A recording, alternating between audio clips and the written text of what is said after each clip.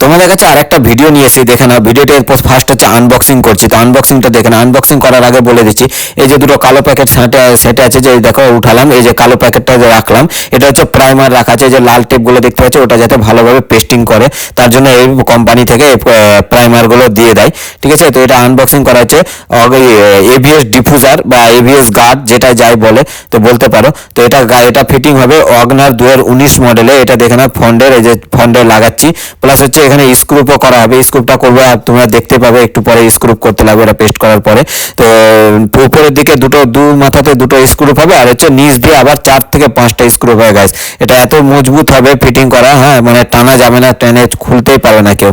আর পিছনেরটাও, তারপরে পিছনে যাব, পিছনে স্ক্রুপ ফিটিং হবে। তো দেখে নাও পিছনটাও কত সুন্দর একদম লাগবে, একবারে দেখে নাও। আর নিচে যে ধরে আছে ওটা হচ্ছে স্যালেন্সারের মতো লাগবে, দু সাইডে দুটো। তো ফাইনাল লুকটা অবশ্যই দেখতে পাবে।